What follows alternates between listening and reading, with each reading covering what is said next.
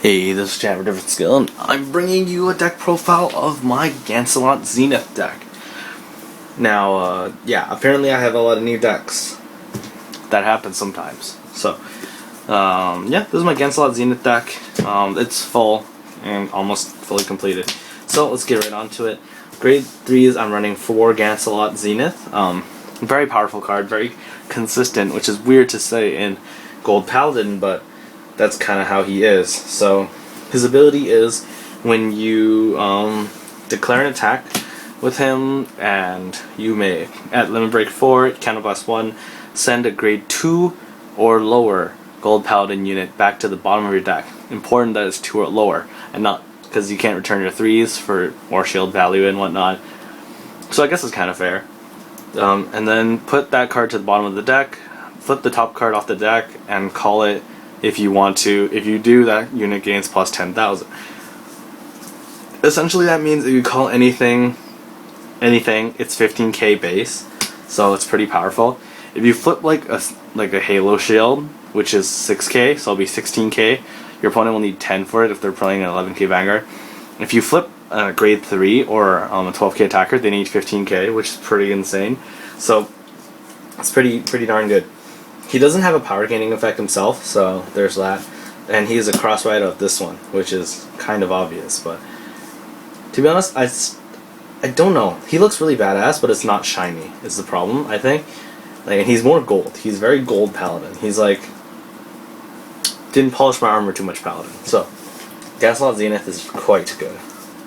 Next we have 4 Gancelot, the Solitary Liberator Gancelot. I think that's what he is. I don't know. This is Liberator of Bonds. Kizuna no Liberator.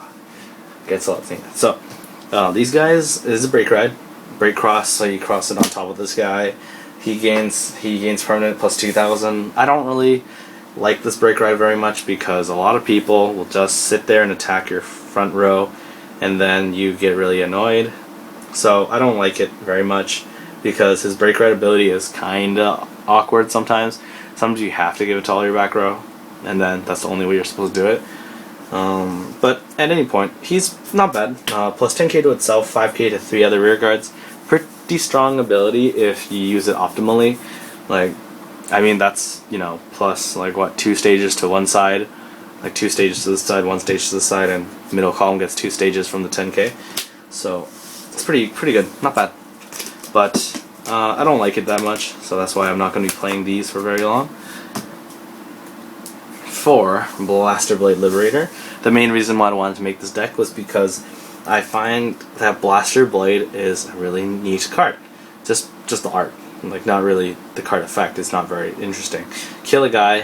When you play it, counterblast 2 to retire 1 unit in the front row, similar to Blaster Dark Revenger, except his and Flipper is technically better, but I don't have those yet, so this will do for now. This deck is all prior to set 15 because I don't have mine yet. But whatever. I had to order them from Japan, so it generally does take longer and whatnot. So there's that. He's okay, and I'm planning on making every single deck with Blaster Blade in it. So, I mean, there's this deck. There's my old Royal Paladin Blaster Blade deck, and I'm gonna be making Seekers as well. I've ordered my 4 trial decks already, so I have 4 Blaster Blade Seekers on the way. And yes, I'm going to continue to play Vanguard because I do kind of enjoy new Vanguard because everything is so crazy. So yeah, there's that. So you're gonna be seeing content, and I'm gonna start getting boxes again like I used to, because, you know, income is good now. So I got this. So 4 Liberator Fallon. So he's 12k attacker. Once again, really good with this. You attack, you flip this card at the top, 22, and then they're just like, well, what? And the best part is, even if you get a heal trigger after your Vanguard attacks, you still get all the benefits of it, which is apparently really good. It just makes it so that heal triggers are never an issue. Like some resetting Vanguards, like Minerva, if you get a heal trigger, it doesn't work anymore. Galaxy Blau, it doesn't work anymore. But some cards like Dragonic Overlord, the Rebirth, it says gains the ability until end of turn, so that's always a good thing. But anyways, so there's this guy, good stuff. I'm playing 3 Escrod, only 3 because I wanted extra space. I'd much rather have the Blaster Blade Liberators and the Phalons instead of Escrod, so there's that. Alright, since I didn't explain it, Escrod is Vivian basically, except with the upside that it does not have to be boosted. It needs Liberator Counterblast though, which is a downside apparently. And when he declares an attack and hits the Vanguard, Counterblast 1, flip the top card off your deck and call it. So it's always good to call it. I mean, unless you have a way to shuffle your deck, you should always call it. Because if you like say, oh, it's a trigger, I don't want to call it. But in Gold Paladins, you have like very little ability to shuffle your deck. So, yeah, just call it. So for Yosef is really good. It's Din Drain. It needs a special Soul Blast though. So Soul Blast 1 Liberator, draw a card when its card is called from the top of your deck. Quite good, yeah, not bad at all. So 4 of those guys. 4 Moron Liberator, very cookie cutter kind of deck. 10k attacker if you have a Liberator, so there's that. Yeah, this deck is very cookie cutter, so that's why it's kind of lame. But with the next set from set 15, the Gold Paladin decks are a lot more fun, more engaging rather than get power flip cards off the top of my deck. So only 3 Halo Liberator mark. I don't know, I only had 3 at the time, and there's only 3 in stock, so I only have 3. I'm getting one of the older Perfect Guards because this is still out of stock, so I'm gonna have to make do with the old ones. But Perfect Guard, 3 of them, I'd probably play 4, just because you're gonna be calling them off the top of your deck and you need more. So that's the only reason. Your hand size doesn't get that big. It's just the well, unless you're playing like Monarch or Garmor Liberator, where you just farm advantage off of it, then that's where your hand will be really big.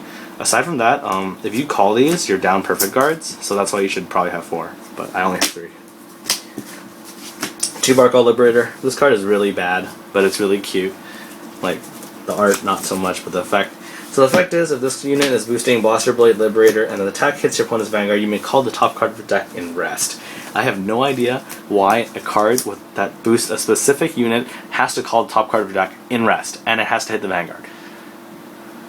Whatever, it's cute. Like, if you open like this, and like a grade 1 or something like this, then you just go like, oh, ride, and move it to the side nonchalantly, and you ride this and call this behind it, and you attack, and then you're just like, what? You're gonna block it? And then just like, aw. But yeah, so it's not very good. This guy's not very good, so you don't have to play it. 1k or Liu, I think he's Liu, yeah, he's Liu. Liberator Liu. 10k attacker if you have 3 other three other Liberator, so 1, 2, 3, or 1, 2, 3, or 1, 2, 3, you know, that's just 3 other rear guards. He's not bad. I'd probably run more and not play these guys, but these guys are really cute. These guys are really, and mainly they're foil. I like it because it's foil. I'm going to be that guy and tell you that I like to play these because they're shiny. But there's, yeah, that's why. And starter Spring Breeze Messenger, because he's still probably the best Gold Paladin starter by far. I don't know. He's just really good. Put him to Soul. Look at top 3. If it's grade 2, you put it on like back row here. If it's a grade 1, like Yosef or something, you just put it down.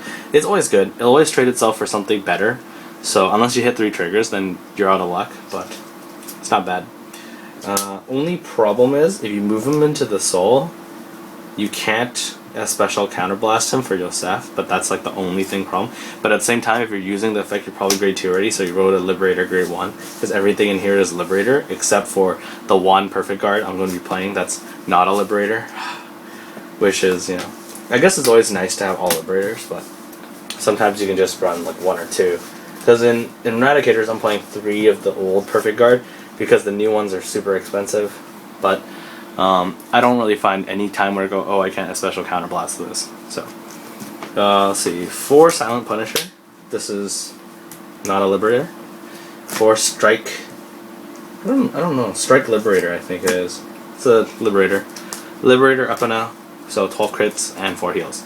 So 12 crits, you know, it's kind of not bad because the deck is so boring. Like, I'm going to say it in a seemingly negative way, but the deck is so straightforward and so not wow that just 12 crit is it's very fitting for this deck, especially with Gancelot Zenith, where you just go attack with it and then you flip a crit and you put it on your rear guard that you just called off the top of your deck, making it like probably 21k plus with a crit, it's just like, that's pretty gay.